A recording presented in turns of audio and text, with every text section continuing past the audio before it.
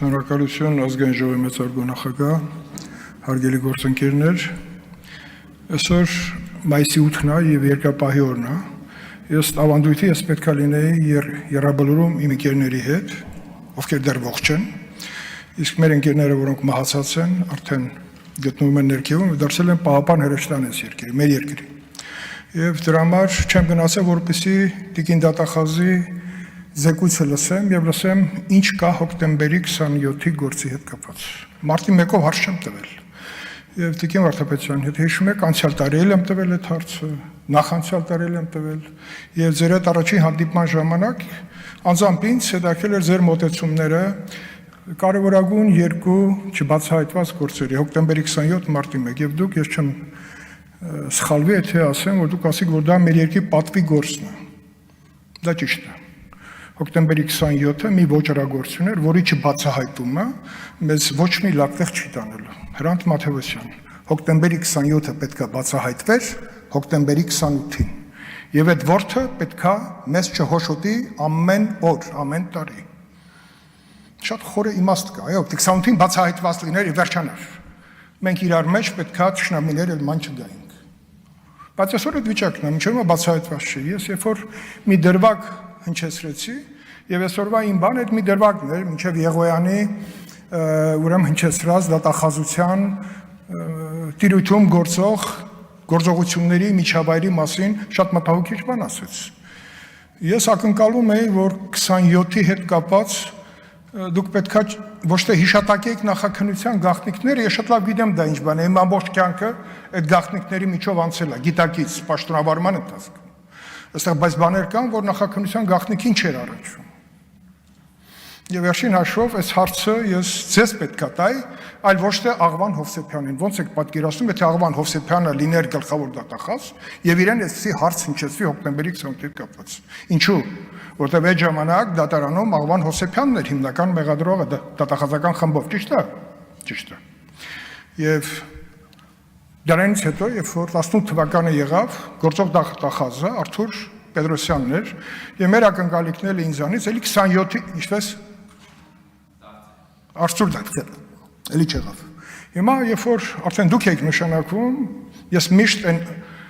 պատկերացումն եմ ունեցել, որ երկրի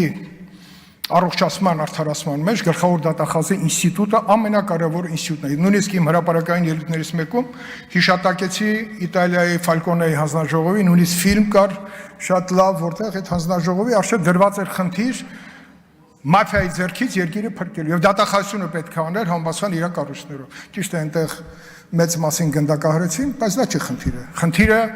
պետական խնդիր լուծելն էր։ Հիմա դատախազության հետ կապված 27-ի հետ կապված հիմնական կարևոր վկաների մեծ մասը մահացել են, շատ տարօրինակ ձևով։ Մեկուսարանում էլեկտրիկը մահանում է էլեկտրահարվելով, քեռին մահանում է իրան կախելով։ Էդի Գրիգորյանը այդպես էլ այնց շատ լավ միջավայրում շարունակում է ծմադ մնալ մեկուսարանում։ Ինչ է կարծում Տիկին Դատախազ, եթե մեծ ուժեր չլինեին այս ամենի հետևում, այսպիսի տարօրինակ մահացության դեպքեր կլինեն, Մովսիսյանը ավտովթարից։ 12 թվականին, երբ որ ես Միացյալ Նահանգներում էի Տիգրան Պասկևիչյանի հետ եւ Հայաստանի կորսված գաղտնի մարտի 1-ի հետ կապված, պատահաբար ես տեսնում եմ Տիգրան Նազարյանին սրճարանում։ Պատկերացնում եք ին վիճակը։ Տիգրան Նազարյան կարևորագույն վկա, հմեք, Տիգրան Նաղդալյանը սպանվեց։ Լավ, այս հարցերը այնքան շատ պարարթողատալի բացահայտման համար, որ այստեղ նախաքննական գաղտնիքով ասել հիմա բան չանենք, որտեվ անջատված մասով քննություն է գնում։ Իսկ տեղյակ եք, որ նախաքննությունը իրականացնող մարմնում ուժեղ պրոֆեսիոնալ թիմ կար ձևավորված քննիչների, Եղոյանի հայրն էլ երջանկայի շատակ այդ խմբի մեջ էր։ Շատ կարևոր գործեր ա քննել Եղոյան։ Նաև Սամվել Հովհաննիսյան կար, որը նաև քննության ընթացքում դուրս էր եկել KGB-ի մեջ մասնակցության դրվագը բացահայտելուց։ Սամվել Հովհաննիսյանի նկատմամբ գլխավոր դատախազ Աղվան Գառնիկիչը քրեական գործ հարուցեց։ Սրանք ինֆորմացիաներ են։ Եվ ես ինձ համարում եմ նաև ինֆորմացիայի կրող, որ հիմա այստեղ պետք է հնչեցնեմ եւ անընդհատ պետք է առաջարկել եմ եւ այդ քննչական խմբի բոլոր անդամները շատ կարևոր խորհրդատուներ պետք է լինեին այսօրվա անջատված մասի գործը հաջողությամբ ավարտելու համար։ Օրինակ ես չգիտեմ, Սամվել Հովհաննիսյանի մասին ձեզ ասել եմ, կանչել եք այդ մարդու գիտելիքներից սկսած հիշողությունը, թե ինչի համար իրան մեկուսացրեցին։ Գիտեք, որ մեկուսանում ստի դետեկտորի հետ կապված Ալիկ Հարությունյանին հոգեմետ դեղ էին տվել, ով էր տվել։ Ալիկ Հարությունյանը ես այսօր հնչեցրեցի Փարիզում է, ոնց։ Ուրա Սամվել Ուզունյանը, ոնց։ Հաջողությամբ փակել են Հայաստանի սահմանը։ Դե գնացեք գտեք։ Գտնելու համար մեր երկիրը ունի այսօր բոլոր հնարավորությունները որպես պետություն։ Վերջը նոր կառույցներ ենք ստեղծել, արտաքին հետախուզություն, օպերատիվ կառույցներ, արտաքին հակահետախուզություն հիմա կստեղծվի։ Սրանք կառույցներ են, որ պետության եւ մեր ժողովրդի հիշողության մեջ մնացած կարևոր գործերը օր առաջ բացահայտեն։ Հոկտեմբերի 27-ը պետք է բացահայտված լիներ հոկտեմբերի 28-ին։ Այսօր 25 թվականն է, մայիսի 8, Երկրապահի օր։ Չեմ գնացել, ինչ պետք է ասել, ես Վազգեն Սարգսյանի գերեզմանին նստելուց, խունկ վառելուց։ Էմոցիոնալ բան եմ ասում, բայց դա իրականում գոյություն ունի շատ շատերի հիշողության մեջ։ Ուր ուզում եք մտեք, ասում են 27-ը դատավարությունը արագացված, նույն դատախազության գլխավոր դատախազը ոնց թույլ տվեց, որ Ուզունյանը հիմնական վկաներին ասի չէ, արագ վերջացնում ենք։ Բա հիմա դատախազությունը անընդհատ բողոքարկում է, կալանք, շատ լավ։ Բա այն ժամանակ քիչ էին բողոքարկում այդ նույն process-ի արագացման դեմ։ Խնդիր կա չով էր հրահանգավորել, վերջին հաշվով կար երկրի նախագահ Ռոբերտ Քոչարյան, արագացված process։ Ուզունյանը ոնց հարստացավ անմիջապես, ինչի հաշվին 27-ի արագացված դատավարության, շատ վկաներ չեն լսվել, հանվել են։ Ուզում եմ ասեմ, 27-ը պետք է բացահայտվի, ինչպես նաև մարտի 1-ը, որը դատավարության այսպես մանիպուլատիվ ձգձգման շնորհիվ մի անգամ գնաց փակուղի, հիմա կարող է նորից գնա փակուղի, էլի նույն պերսոնաժի հետ գործ ունենք։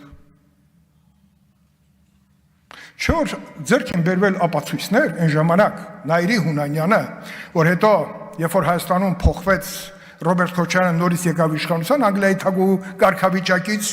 երբ որ Արամ Սարգսյանին հրաժարականը ստորագրեց, դրանից առաջ պաշտպանության նախարարին ապօրինի զրկելով պաշտոնից, որովհետև պաշտոնը առանց վարչապետի համոզություն չէր կարող լինել, բայց հերթականությունը այդպես եղավ եւ սկսվեց արդեն դատավարության process-ը։ Իմիջիալոց ձեզ ասեմ, 2000 թվականի փետրվար ամսին Հայկական ժամանակ թերթում մի հատ հրաշալի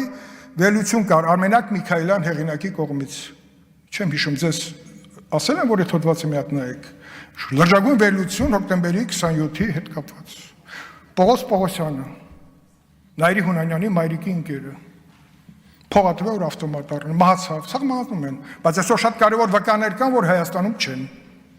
Ինչ են կանում, որ վկաներ այստեղ լինեն։ Հա, կարելի ասել նախաքննության գաղտնիքից ելնելով, չենք ասում մարմինները ինչ են եղել, բայց մի դրվագ էլ հիշեցնում, տիկին դատախազ։ Նայիրի Հունանյանը, երբ որ հայտարարեց արդեն Ռոբերտ Քոչարյանի նորից իշխանություն գալուց հետո, որ ճնշումների միջոցով է իրենից ցուցմունքներ վերցվել, Փահլավունի փաստաբանի ներկայությամբ հարց է տրվել։ Այն ինչ որ վերցվել է ճնշումների միջոցով, դրանք արժանահավատ էին թե ոչ, ասեց այո։ Կարծացեք, բոլոր հատորները ձեր մոտ են։ Ինչ է դա նշանակում։ Նարի Բադալյան թերթերից մեկում հրապարակում գծված էր կամուֆլյաժ դրանից առաջ։ Սրանք դրվագներ են, որոնք ամբողջացնում են։ Չի կարող 27-ը օր առաջ բացահայտված չլինի։ Ես ասեմ, անձամբ ես այստեղ եմ եւ անընդհատ այս պայից սկսած, որտեղ այսօր ես բավարարած չեմ, դուք 5 րոպե շուտ վերջացրեցիք եւ որևէ բառ հոկտեմբերի 28-ի մասին չեք ասել։ Որևէ բառ։ Մեզ եք խնայում, չէ, չխնայեք, գոնե ինչ չխնայեք։ Գագիկ Մերկոնյանին չխնայեք, չգիտեմ ով կա։ Սերյան Օհանյանին չխնայեք, մի խնայեք, տվեք մեզ հեռանկարը օր առաջ 27-ի թեման փակվելու, բայց իրական բացահայտում է պետք մեզ, որտեղ վկաները դեռ կան, կարևոր վկաներ, իսկ մահացածների առկայությունը հնարավորություն է տալի գտնել